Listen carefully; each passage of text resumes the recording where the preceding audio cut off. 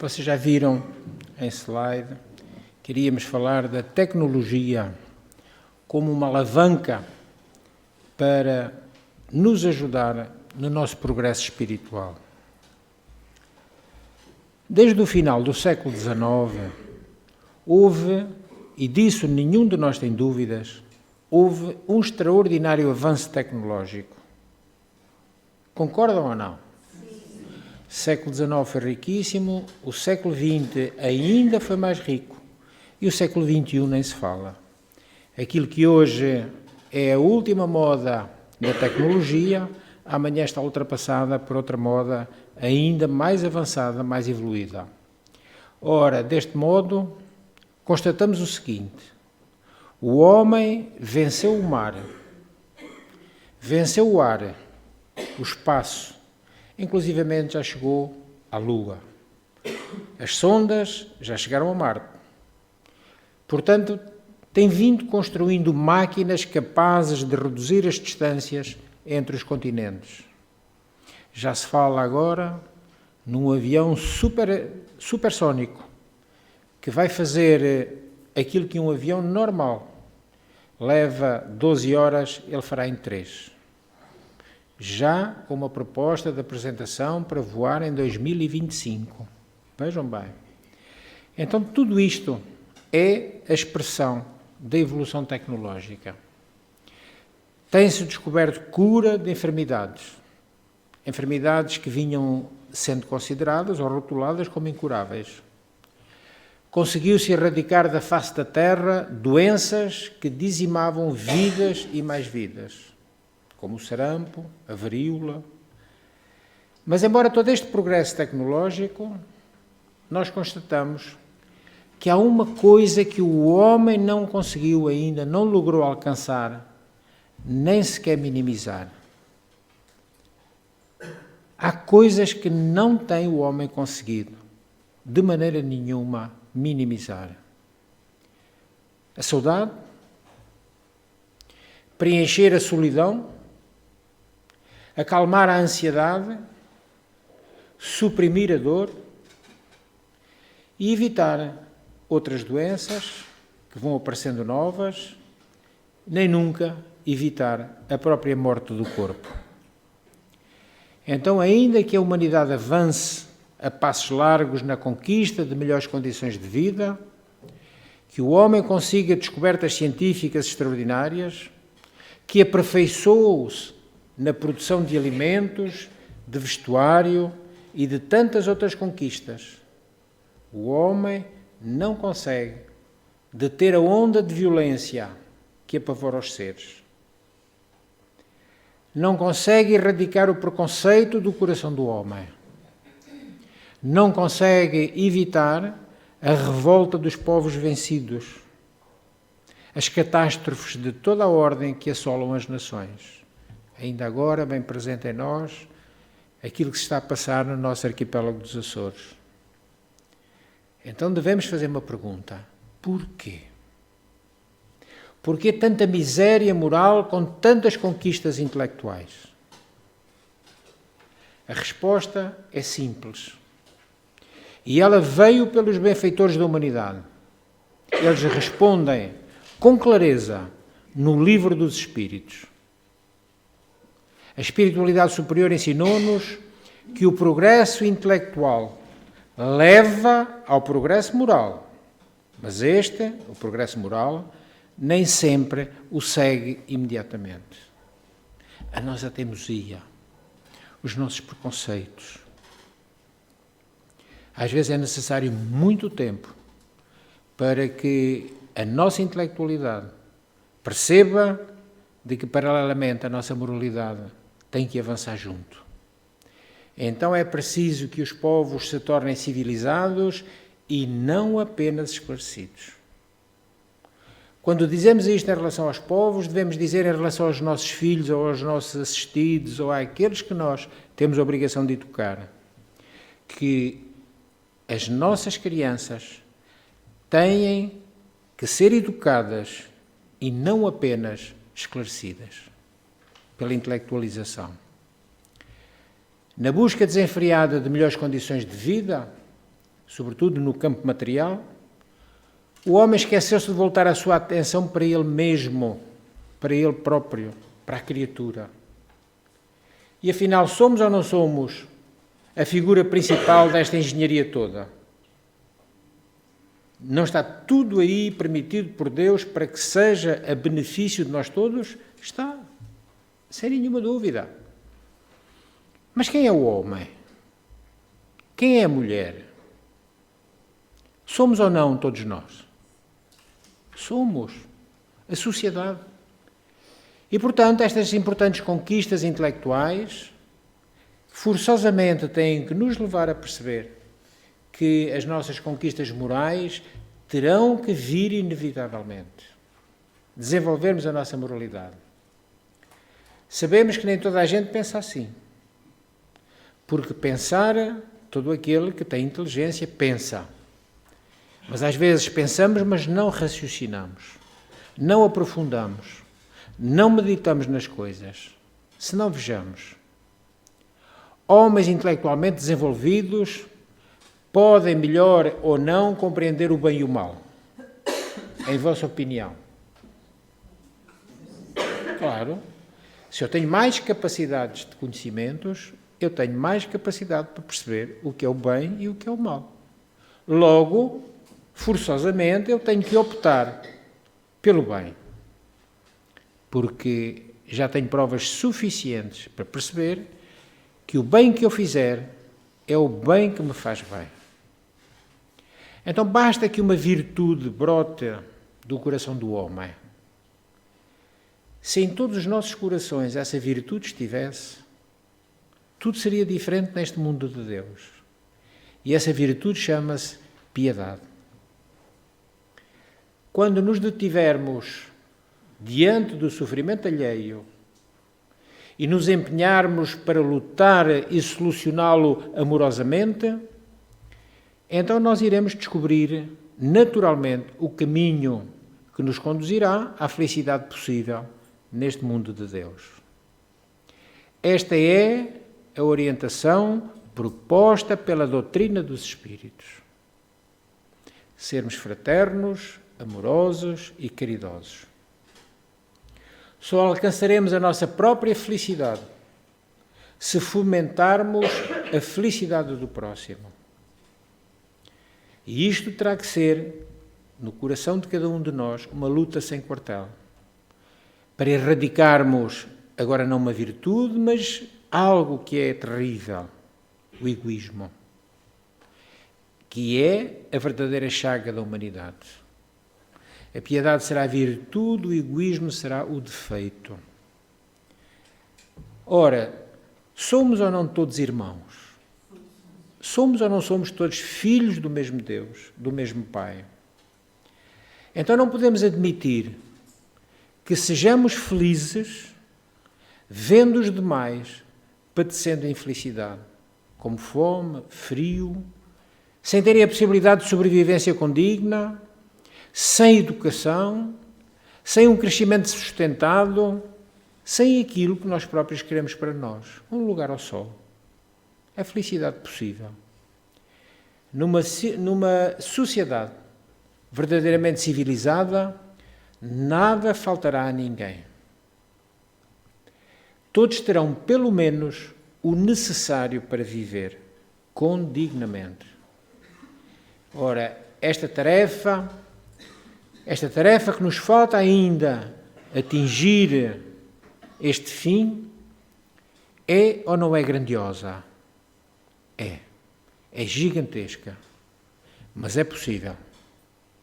Se cada um fizer a sua parte, será possível.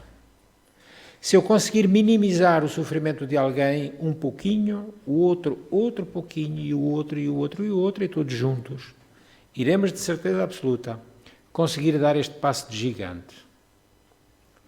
Conta-se que um grande jornalista, a esse homem foi encomendada uma tarefa profissional.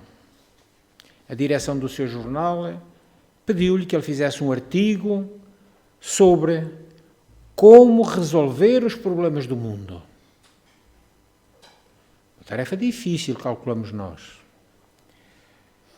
começando como estabelecer a paz no mundo, de como acabarem as guerras, enfim, como estabelecer a verdadeira união entre os povos.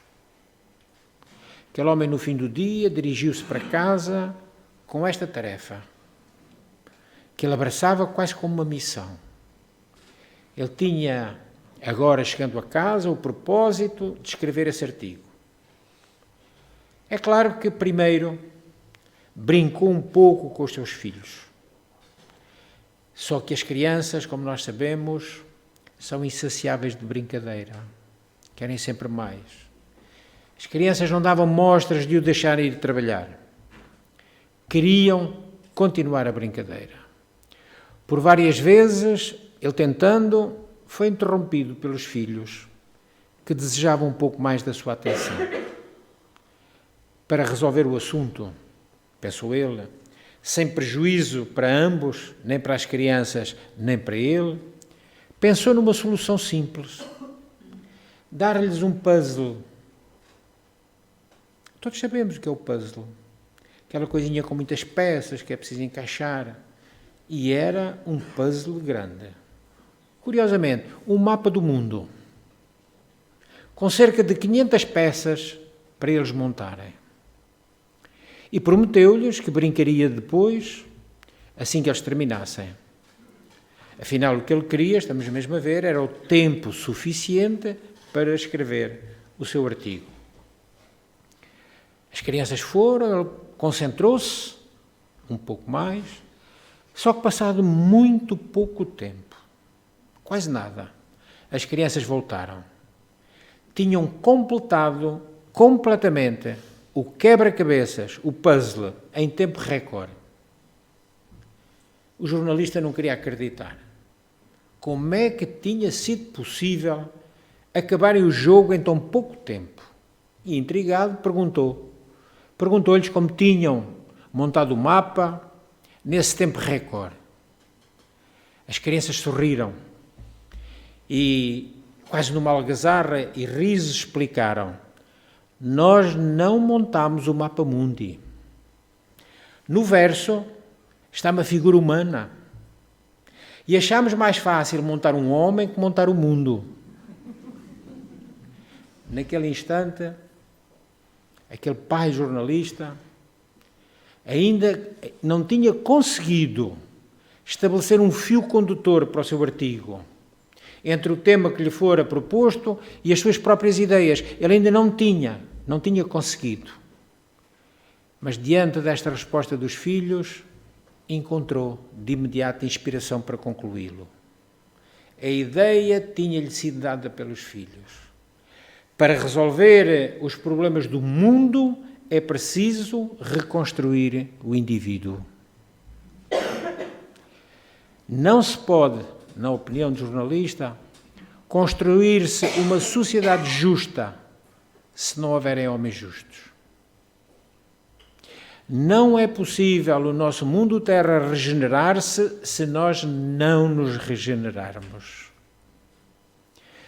A paz nacional, a paz internacional e até mundial depende da paz íntima de cada um de nós, de cada criatura. Enquanto nós, as criaturas, não fizermos as pazes connosco mesmos, não conseguiremos ter paz com os outros. É impossível. Não podemos dar o que não temos. Se assim não for, todo e qualquer tratado de paz no mundo político ou social acabará irremediavelmente numa guerra quente nos campos de batalha ou numa guerra fria nos parlamentos. As leis cósmicas são de uma lógica incontestável. Nada há no mundo social que antes não tenha havido no mundo individual. A sociedade é o conjunto dos indivíduos e ela expressa aquilo que os indivíduos são. Tudo, portanto, gira, como nós estamos a ver, à volta da criatura humana. E é por isso que quando o homem sonha e Deus quer, a obra nascerá. Pensamento de Fernando Pessoa, o médium das muitas faces e também o médio das muitas escritas. Alterámos um pouquinho a sua frase, alterámos a forma, mas de certeza absoluta que nada se perdeu no significado do fundo.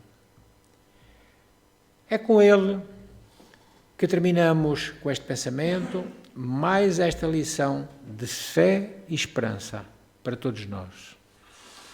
Façamos a nossa parte quanto antes, porque Deus já está fazendo a parte dele há muito tempo. Podemos dizer desde sempre.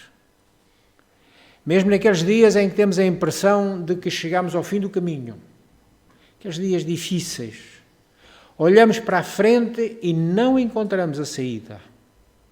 Não vislumbramos a solução. Não há luz no fundo do túnel. E não há também nenhuma possibilidade de voltarmos ao passado. O passado passou. Parece que todos os nossos projetos, os nossos objetivos foram levados para bem distante. E que se nos afigura agora quase impossível de os alcançarmos. Parece até que estamos enfrentando o outono da existência. E que esse outono fez com que secassem as nossas esperanças. E agora está o vento forte do inverno, varrendo das nossas mãos todos os sonhos que acalentávamos.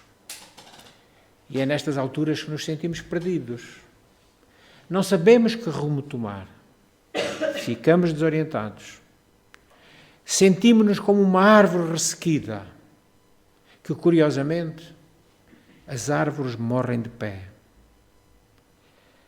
Aquela árvore sem folhas, sem brilho, sem motivo, nós de desejar continuar a viver. E quando entramos nesta fase da nossa vida, desesperamos. E de repente, como acontece com a natureza, se tivermos fé e esperança, vem a primavera. E o que acontece na primavera? O outono que aí está, o inverno que vem, e a primavera que há de vir, e como vai ser a primavera depois? A primavera muda toda a paisagem. É a nossa fé e a nossa esperança mudando também a nossa paisagem íntima. Aquelas árvores que pareciam secas agora enchem-se de rebentos verdes. E logo, logo estarão cobertas de folhas e flores e frutos. O tom acinzentado agora vai ceder lugar às cores verdes de 1000 tonalidades. Isto é a esperança que a natureza nos mostra para nós próprios. Os entes queridos que nos antecederam na viagem de retorno à pátria espiritual, um dia, estarão novamente juntos aos nossos corações saudosos. Nenhum amor se perde, nenhum. De pais para filhos, filhos para pais, marido para esposa, esposa para marido. Nenhum amor morre com o corpo, a não ser que seja falso. Mas isso também não é amor.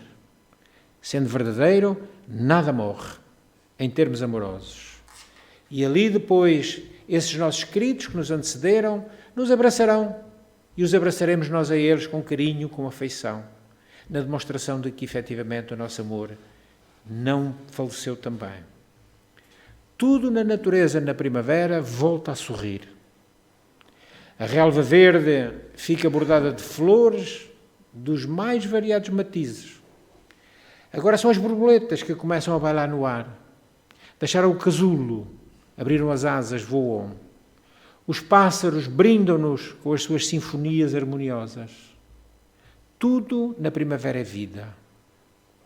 Assim, quando a chama da esperança reacende no nosso íntimo, nossos sonhos desfeitos são substituídos por outros anseios. Não conseguimos aqueles, vamos sonhar com outros.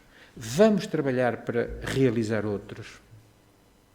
Os nossos objetivos modificam-se e o entusiasmo de novo nos invade a alma. E Jesus, o sublime Galileu, falou-nos da esperança de um modo extraordinariamente carinhoso, mas verdadeiro e autêntico, no Sermão da Montanha. Com aquele seu suave canto das bem-aventuranças. Jesus exemplificou-nos os seus ditos através dos seus feitos. Toda a sua mensagem é de esperança. Não há um único ponto dos Evangelhos que nos mostre Jesus derrotado. Se formos visitados por qualquer dissabor ou desespero, se eles vierem tomando-nos de assalto, busquemos esse nosso amigo maior. Busquemos Jesus através da oração. De certeza que nos predispomos pela prece a receber a ajuda que chegará certamente. O tal bálsamo, aquele que irá penetrar nas fibras mais íntimas do nosso ser, dando-nos alento e tranquilidade. Agora, se deixarmos instalar em nós o desespero, lembremos mesmo assim o amigo celeste dizer-nos: meu fardo é leve, meu jugo é suave.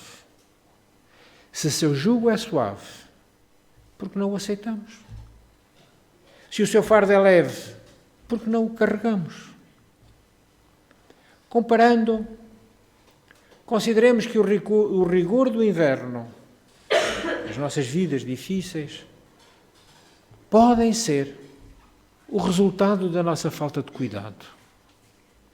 Quando nos submetemos ao jugo, não o de Jesus, mas ao jugo da mentira, da ambição desmedida, do pessimismo, das queixas sem fim, ou talvez a falta de esperança resulte da nossa própria insensatez.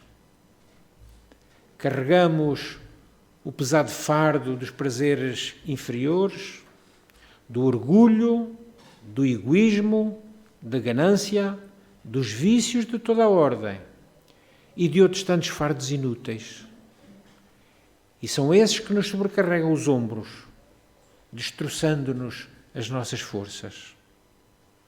Em qualquer circunstância, deixemos sempre que a esperança nos invada a alma com confiança absoluta em Deus.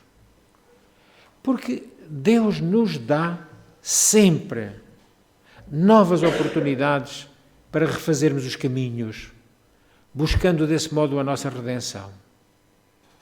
A esperança deve ser uma constante em nossas vidas. Nunca perdermos a esperança. Esperança de melhores dias, esperança de realizações superiores, esperança de paz.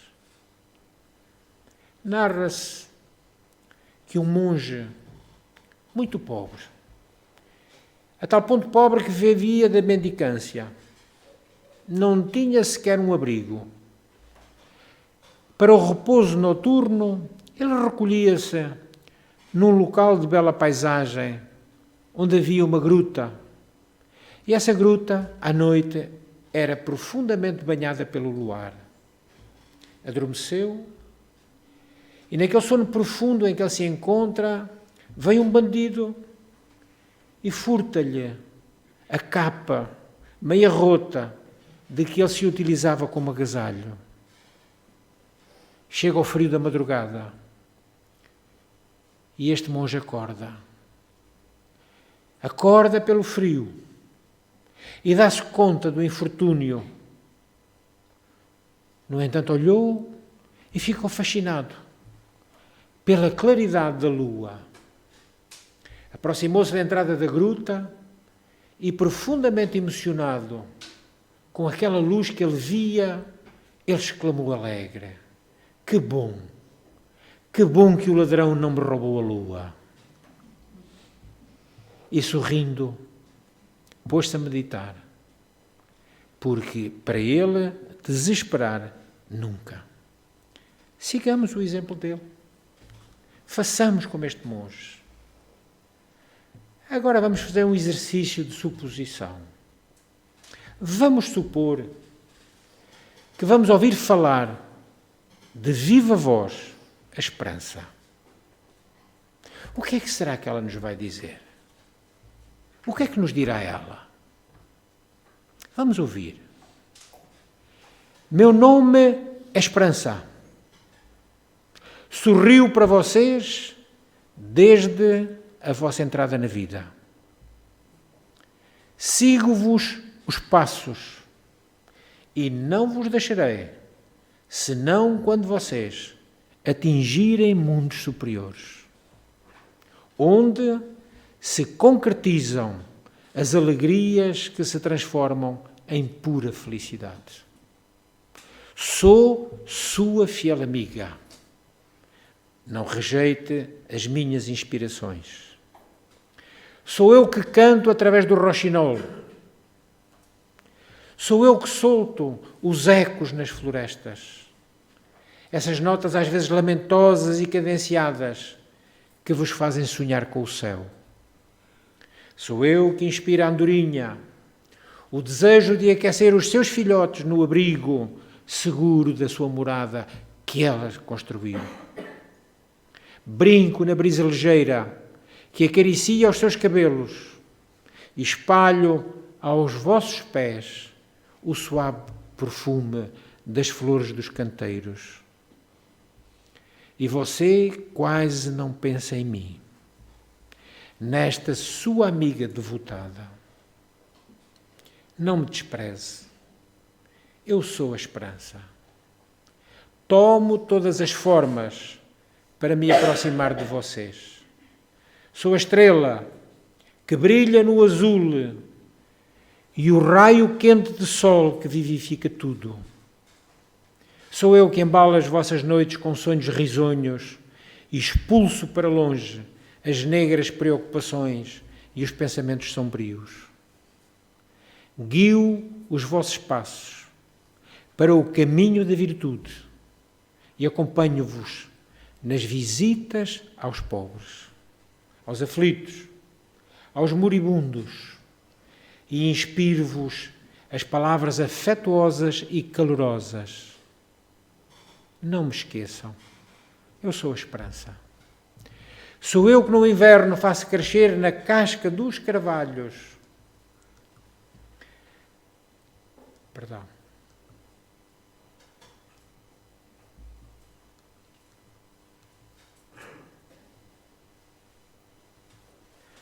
Sou eu que faço nascer no inverno, nas cascas do carvalho, o musgo, aquele musgo espesso, com que os passarinhos depois irão na primavera fazer os seus ninhos. Sou eu que na primavera coroo a cerejeira e a amendoeira de flores rosas e brancas. E espalho sobre a terra essas flores como um sopro celeste, que faz com que vocês aspirem a mundos mais felizes. Estou convosco, principalmente quando sois pobres, sofredores, e a minha voz ressoa incessantemente aos vossos ouvidos. Não me desprezes. Eu sou a esperança. E por isso eu me esforço para, junto de vós, tomar o lugar que vos dê gosto, que vos dê prazer, que vos dê alegrias. Nem sempre eu, a esperança, sou a mais forte.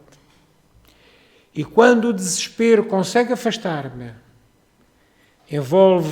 esse desespero envolve-vos nas asas negras e desvia os vossos pensamentos de Deus, conduzindo-vos, depois, o desespero, a situações críticas como o suicídio. Unam-se a mim para afastar a desastrosa influência do desespero e deixem-se embalar docemente em meus braços, porque eu sou a esperança.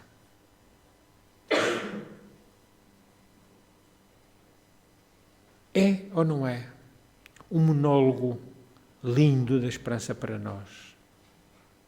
Um dia, um espírito sublime, um espírito de primeira grandeza, abandonou um jardim de estrelas para nascer aqui na Terra e depositar nas almas as gemas preciosas da esperança.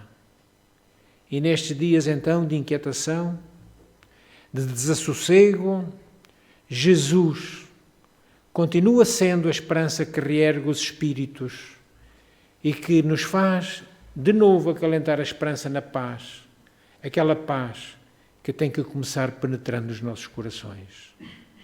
Ainda hoje, o Mestre de Nazaré é a grande esperança que se tornou realidade e por isso tantos desejamos e aceitamos a sua sublime companhia.